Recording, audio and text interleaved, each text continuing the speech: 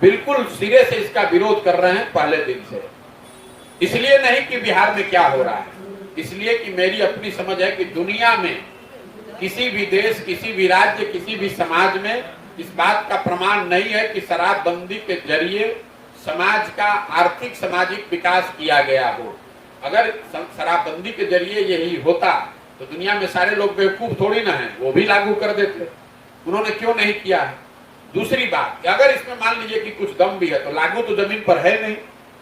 शराबबंदी में तो सिर्फ शराब की दुकान बंद हुई, होम डिलीवरी तो हो ही रहा है। तीसरी बात, ये पूरा शराब माफिया आपने खड़ा कर दिया। बिहार में लोगों का, बिहार सरकार के गरीब लोगों का 20,000 करोड़ रुपया का प्रत्यक्ष और अपरोक्ष रूप से नुकसान हो रहा है साल का। इस पैसे का नुकसान, और ये पैसा जा कहाँ रहा है? ये पैसा जा रहा है शराब माफिया के पास, भ्रष्ट अधिकारियों के पास। तो आपको फायदा क्या है? एक अंतिम बात बताई गई कि गांधी जी ने ऐसा कहा था, तो गांधी जी को हमने भी थोड़ा बहुत पढ़ा है और खुली चुनौती मैंने दे रखी है। नीतीश कुमार और उनकी पूरी सरकार मिलकर मुझे गांधी जी का एक लाइन लिखा हुआ या बोला हुआ दिखा दे जहां गांधी जी ने ये कहा है कि सरकारों को शराबबंदी लागू करना चाहिए। ये ऐसे बेवकूफ लोग हैं।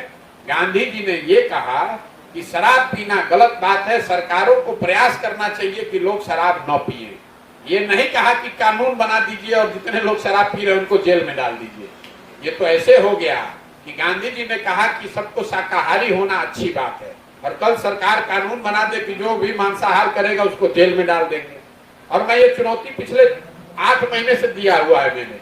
नीतीश कुमार ने अगर गांधी को पढ़ा है या किसी भी उनके साथी ने पढ़ा है तो हमको वो लाइन दिखा दें कि जहां गांधी जी ने कहा है कि भाई सरकारों को मैं कहता हूं कि वो शराबबंदी कानून बनाकर शराबबंदी लागू करें।